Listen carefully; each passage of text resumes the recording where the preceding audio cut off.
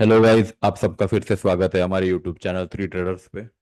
जैसे कि आपको पता है, हमने सीरीज स्टार्ट की है जहाँ पे हम पेनी स्टॉक्स को फंडामेंटली और टेक्निकली कम्प्लीटली एनालाइज करते हैं। ये जो सारी चीज़ें हम यहाँ बता रहे हैं कम्प्लीटली एजुकेशनल पर्पस के तौर पे ही बता रहे हैं, तो आप इसको उसी तौर पे देखिएगा और आपके एंड से भी उस चीज़ को एनालाइज करिएगा। ओके। सो जैसे आपको पता है, आज अब तक के हमने ऑलमोस्ट 16-17 स्टॉक ऑलरेडी हमने पोस्ट आउट कर चुके हैं। तो अब एक बार उस स्टॉक को भी एक बार चेकआउट कर सकते हो और अपना इन्वेस्टमेंट प्लान कर सकते हो। आपके एंड से भी उस चीज़ को एनालाइज करिएगा पहले, बाद में ही आप अपना इन्वेस्टमेंट प्लान करिएगा। तो आज इसी सीरीज का हमारा आज का 18th स्टॉक रहेगा, 18वां स्टॉक रहेगा। तो आज का वीडियो हम स्टार्ट करते हैं।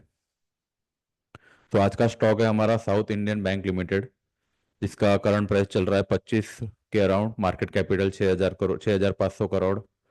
ये जो बैंक है 1929 से इस्टेब्लिश है। और मेनली जो इनका कोर कंपनी जहाँ पे सबसे ज़्यादा काम करती है वो है ऑलमोस्ट केरला की तरफ की, साउथ इंडियन की तरफ का। सबसे ज़्यादा स्ट्रॉन्ग प्रेजेंस है उनका केरला, पर्टिकुलरली केरला में। और जो भी साउथ इंडियन स्टेट्स है वहाँ पे इनका सबसे ज़्यादा प्रेजेंस भी है। ये बेसिकली सारी बैंकिंग एक्टिविटीज़ में परफॉर्म करती है, साथ ही साथ treasury and foreign exchange business में भी ये वर्कआउट करती है। तो कंपनी काफ़ी अच्छी और काफ़ी पुरानी बैंक है। अभी फंडामेंटल रेशोज को हम देखते हैं, एक बार चेकआउट करते हैं कि क्या फंडामेंटल रेशो हमारे लिए अच्छी है इन्वेस्टमेंट करने के लिए, नहीं है। सारी चीज़ें वन बाय वन हम यहाँ पे एनालाइज करते हैं और उस हिसाब से हम आगे की चीज़ें प्लान करते हैं। तो सबसे पहले हम देखते हैं बुक वैल्यू चल रही है 33.7 का। इसका मतलब फिलहाल के लिए जो कंपनी है, फिर कंपनी का जो शेयर है वो अंडर वैल्यूड है और इसमें थोड़ा पोटेंशियल है अपसाइड अपसाइड का। और मार्केट यहाँ से थोड़ा अपसाइड मोमेंटम भी दिखा सकती है। सेकंड है फेस वैल्यू चल रही है 1 का। स्टॉक का पी चल रहा है 5.40 और सेक्टर का पी चल रहा है 10.22। तो ऑलमोस्ट अंडर अंडर मतलब सेक्टर के पी को कंपेयर करते हैं अगर स्टॉक के पी के साथ, तो काफ़ी कम है और काफ़ी अच्छा है उस हिसाब से।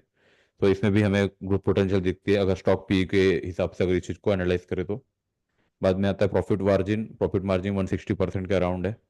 Promoter holding zero, public holding 83% है। यहाँ पे एफ की होल्डिंग काफ़ी अच्छी है, 11.5% की। और डीआईएस की होल्डिंग भी लगभग 5% की है। तो अभी इसमें ओवरऑल अगर मैं देखा जाए, ओवरऑल मैं इस चीज़ को देखूँ, तो यहाँ पे क्लियरली एक चीज़ देख पा रहा हूँ कि ये पूरा कंप्लीटली पब्लिक होल्डिंग कंपनी है, जहाँ पे प्रमोटर होल्डिंग कंप्लीटली जीरो है। एफ आई होल्डिंग भी काफ़ी अच्छी खासी है, 11-12% के अराउंड है। डीआईएस की होल्डिंग भी ऑलमोस्ट 5 से 6% के अराउंड है। बुक वैल्यू भी 33.7 की है। तो ओवरऑल फंडामेंटल रेशो जो मुझे विजिबल हो रहा, जो मैं एनालाइज कर पा रहा हूँ, काफ़ी पॉजिटिव नोट पे है। और यहाँ से हमें इस सेक्टर में और इस बैंक में काफ़ी अच्छा ग्रोथ हमें देखने को मिल सकता है। अगर कंपनी की प्रोस के बारे में बात करूँ तो वही चीज़ है, यहाँ पे सबसे इंपॉर्टेंट रहता है बुक वैल्यू के अंडर ये ट्रेड कर रहा है तो काफ़ी अच्छा पॉइंट होता है। लास्ट 5 सालों से कंटिन्यूसली हमारा अपना ग्रोथ का जो सी ए जी आर होता है कम्प्लीटली मेंटेन करते हुए जा रही है 34% के अराउंड। और कंपनी का जो कैपिटल रिक्वायरमेंट है वो कंटिन्यूसली रिड्यूस कर रही है, मतलब इनका कैपिटल रिक्वायरमेंट का जो रेशो है वो कम्प्लीटली रिड्यूस हो रहा है, तो ये भी हमारे लिए काफ़ी अच्छा है। अब कंपनी की दो तीन चीज़ें सबसे इंपॉर्टेंट रहेंगी जो हमें कॉन्स के तौर पे देखना पड़ेगा। वो है इसका ग्रोथ सेल का जो पुअर ग्रोथ सेल है, यहाँ पे 5 सालों में सबसे कम ग्रोथ सेल हो कर रही है ये कंपनी। और अगर इंटरेस्ट की कंपनी का लो इंटरेस्ट कवरेज रेशो भी है, तो थोड़ा सा स्लाइट नेगेटिव पॉइंट हो जाता है। लेकिन ओवरऑल अगर फंडामेंटल चेक करूँ तो फंडामेंटल सारे वैल्यूज मुझे कंफर्टेबल लग रहे हैं। और आप इस स्टॉक को एक बार इन्वेस्टमेंट के लिए आप इसको प्लान भी कर सकते हो। तो ये सारी चीज़ें हमारी फंडामेंटली हो गई, अभी हम टेक्निकली चेक करते हैं। तो टेक्निकली मैं यहाँ पे क्लियरली देख पा रहा हूँ कि अगर मंथली चार्ट फ्रेम को एनालाइज करते हैं हम, तो 20 टू 24 का रेंज है जो काफ़ी इंपॉर्टेंट सपोर्ट की तरह एक्ट कर रहा है मार्केट के लिए और फिलहाल के लिए। और वीकली टाइम फ्रेम में अगर इस चीज़ को देखता हूँ मैं, तो वीकली टाइम फ्रेम में यहाँ पे क्लियरली दिख रहा है मुझे 20-24 की रेंज काफ़ी इंपॉर्टेंट बन रही है। अब डेली टाइम फ्रेम में आप यहाँ पे क्लियरली देख सकते हो कि जिस हिसाब से मार्केट कंटिन्यूसली उस रेंज के आसपास सपोर्ट ले रहा है। तो मेरा तो यही मानना रहेगा, अगर आपको एक पर्टिकुलर शेयर 21-22 की रेंज में अगर मिलता है तो काफ़ी अच्छा एंट्री पॉइंट मैं यहाँ पे मान पाऊंगा। अगर आपको लगता है कि मुझे यहाँ पे कुछ अमाउंट इन्वेस्ट करना है, तो आप यहाँ पे इन्वेस्ट करिए। वापस से अगर 21-22 के रेंज में आता है तो आप पे अनदर अमाउंट इन्वेस्ट करिए। तो इस हिसाब से आप पर्टिकुलर मतलब आप ये कह सकते हो पर्टिकुलर स्मॉल अमाउंट के साथ आप यहाँ पे one by one, step by step आप इसमें एवरेज करते हुए जा सकते हो। तो अब इसका मैं अगर टारगेट की बात करूँ तो पर्टिकुलर शेयर का टारगेट रहेगा, मेरा फर्स्ट टारगेट रहेगा 32 रुपीज़ का, सेकंड रहेगा 37 का, थर्ड रहेगा 43 का। तो ये कंप्लीट एनालिसिस हो गया मेरा, टेक्निकली और फंडामेंटल दोनों। तो आप उस हिसाब से एक बार चेकआउट करिएगा, टेक्निकली आपके एंड से भी एक बार चेकआउट करिए कि पर्टिकुलर लेवल पे मुझे अच्छा लग रहा है नहीं लग रहा है। मुझे तो काफ़ी अच्छा लग रहा है। अगर ये 20-21 के रेंज में मिलता है तो काफ़ी अच्छी एंट्री मेरे को, मैं यहाँ से मानता हूँ, मैं यहाँ से मान पाऊंगा।